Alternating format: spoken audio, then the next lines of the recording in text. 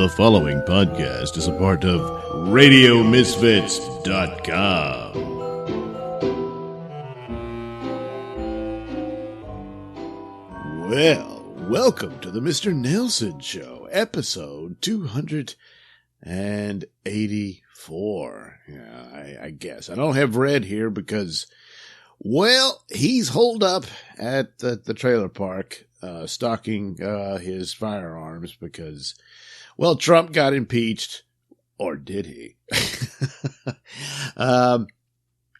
And he's all upset despite my constantly reminding him that even though the House voted to impeach Trump, he would have to be convicted in a Senate trial in order to be removed from office, which is highly unlikely. But nevertheless, he's upset.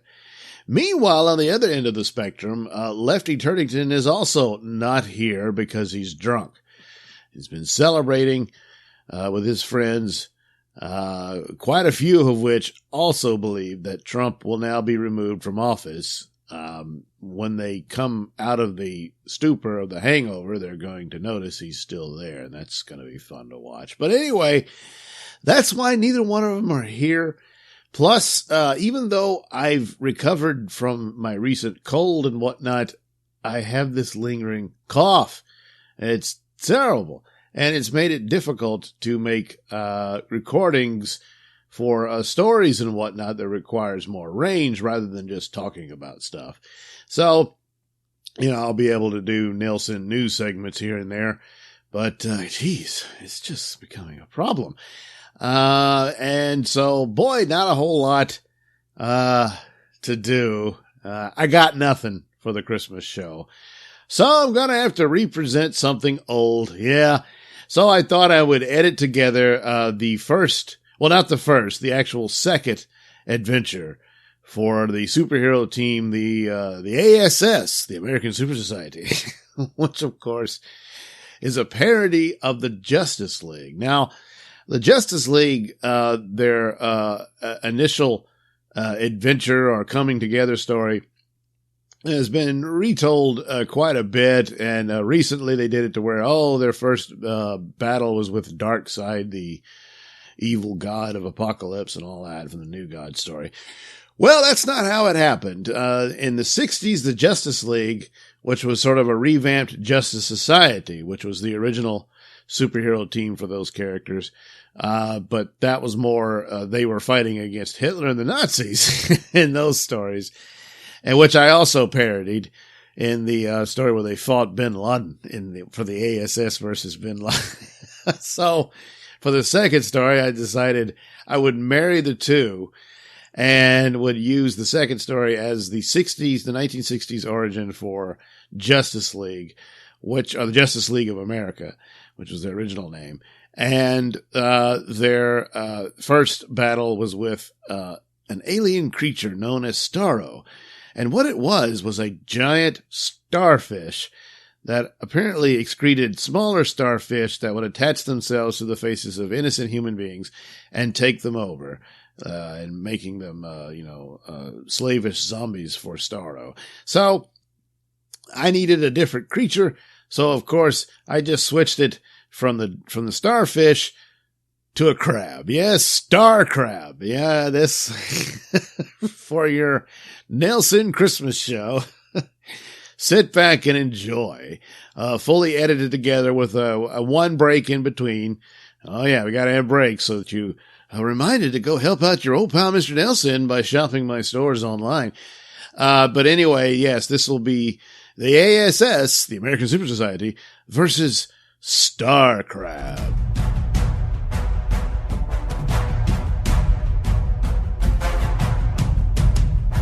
And now it's time for the adventures of the world's greatest superheroes, the ASS, American Super Society.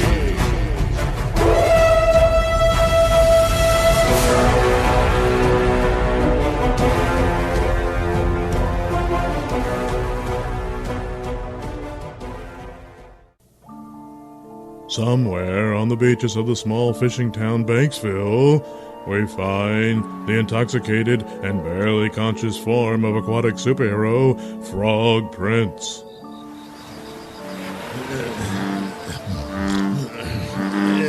Shut up, man. Leave me alone. Stupid frog. Wait. What? What are you trying to tell me?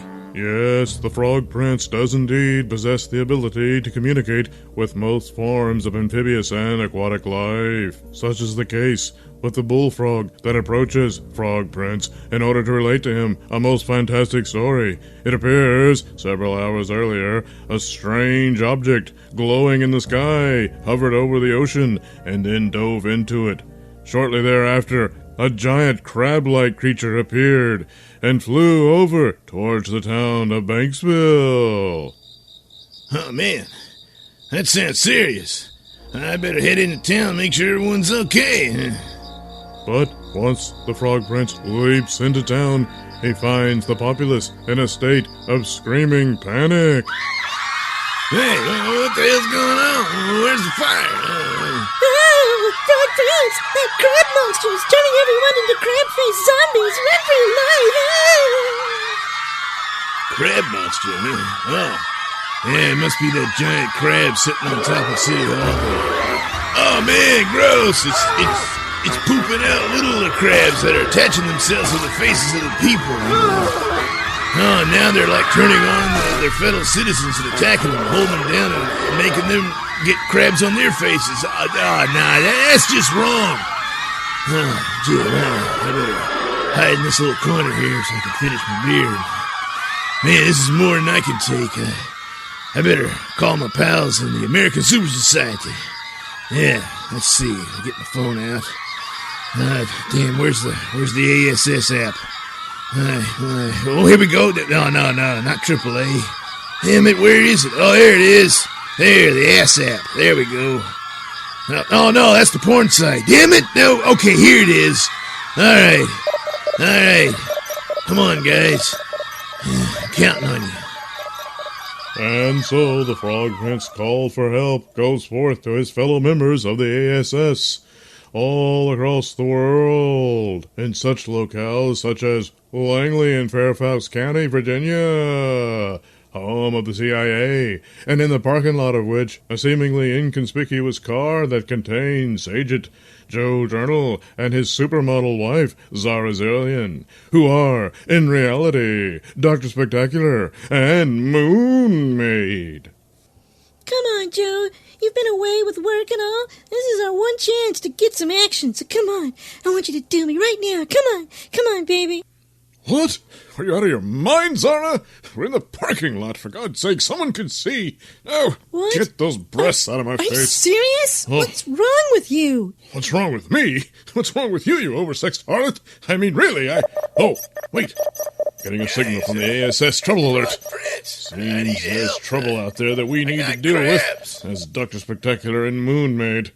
Elsewhere, in deep space, Frog Prince's signal finds its way to the signal device of one Sun King, who is busy shattering meteors from once extinction-level giant rock terrors into harmless little pebbles. Green stuff. I can't let any of those meteors through, even just one of them, would render damage to the Earth of biblical proportions. What a time to receive a trouble alert from the ASS. Whoa, wait! Oh no! One of those meteors contained dark matter, and it went down my throat! Good Lord, I can already feel it doing damage to my guts! Oh no! I'm going to have the runs, but of course, with dark matter, the runs will be toxic and radioactive. I dare not set down on the Earth in this condition. I'll have to find somewhere to take a dump out here in space. In the meantime, I'll have to inform the ASS that I'm otherwise occupied. Meanwhile, back down on Earth, Frog Prince's signal reaches the night cruiser, the amazing supercar of one Night, as he cruises the streets of Cityopolis. What the hell? The ASS trouble alert coming in from Frog Prince. damn it, right when I'm in the middle of tracking down the secret headquarters of the Fooler and the Mosquito, two of my greatest arch enemies, teaming up to bring misery to the city. That's more important than Frog Prince's crabs. I mean, that can't possibly be what it sounds like. But with a drunk like Frog Prince, who knows? In the meantime, I'll deal with my immediate concerns, and after which I'll check back and see if I'm needed, which I seriously doubt. Meanwhile, the flea, the fastest bugman alive, hurtles after an onrushing tornado. Oh man, I'm picking up a signal from Frog Prince on the ASS trouble alert. But I can't be bothered with that now. Half a dozen towns are about to be wrecked by a tornado, unless I stop it. You see, a tornado is a violent rotary storm a few hundred yards wide, with winds up to 500 miles an hour. The winds revolve spirally upward in the counterclockwise direction. So all I have to do is to run counter to those winds, cancel them out, and stop the tornado in its tracks.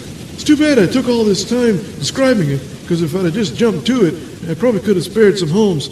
Well, that's a lesson to learn for next time. And now our story continues as Moon Maid, Dr. Spectacular, and the Flea arrive at Banksville to find an overwhelmed Frog Prince being chased by an angry mob of crab-faced controlled zombies. Oh my god, Doc, you've got to save Frog Prince before those zombies get him. Don't worry, Moon Maid. With my plasma energy, I should be able to create a protective bubble around him and us, impenetrable to that crazy crab-faced mob. Oh, man, boy, my legs are about to give out there. Oh, jeez. Oh, you arrived just in time, Dr. Spectacular. Well, you're welcome, Frog Prince. And now, with a huge blast of plasma energy, I'll send these poor miserable bastards to Kingdom Come. Whoa, hey, no, wait, man, no. What? What's the problem? Well, those people stuck under those crabs, they're innocent. You see, that giant crab on top of City Hall over there, it just poops all these little crabs out and takes over their minds. So, yeah, you can't just kill them like that. We gotta figure something else out. Yeah, you better hurry up and think of something, because those crab zombies are starting to claw their way through that bubble of yours. What? Good Lord, you're right. I wouldn't have believed it, but yet they're clawing through. I can't maintain the bubble. Somehow their strength has greatly increased. It must be the effect of those crabs on their faces. Yeah, whatever. We gotta split. Yes, I would suggest that we do make a strategic retreat. Any suggestions where we go? Hey, I know. We can go to my place. It ain't far from here.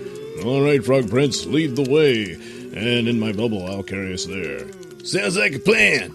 And suddenly, the ASS, the American Super Society, lift off the ground inside Dr. Spectacular's plasma bubble and fly away from Banksville. And soon, we find them in the trailer house home of the Frog Prince.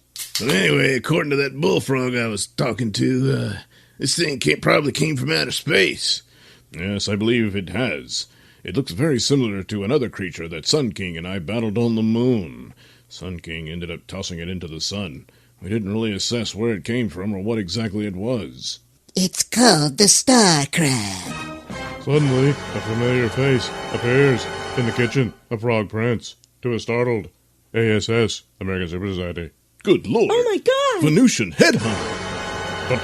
But you died in the battle with Al-Qaeda. Fortunately, Dr. Spectacular, the reports of my death were greatly exaggerated. I don't know, you look pretty fried to me. Yes, well, I come from the planet Venus. If I can't take a little heat, then, well, what kind of Venusian would I be? But nevertheless, the details of my miraculous survival are pretty irrelevant in the face of the threat of the Star Crab. So, just what the hell is a star crab? Well, it's a giant crab from outer space that, travels to other worlds and poops out smaller crabs that attach themselves to the faces of other beings and takes over their minds telepathically and makes them their slaves. well, no shit. I mean, I already figured that part out. Now, hold on a minute there, Frog Prince. Tell us, Headhunter, why does it do it?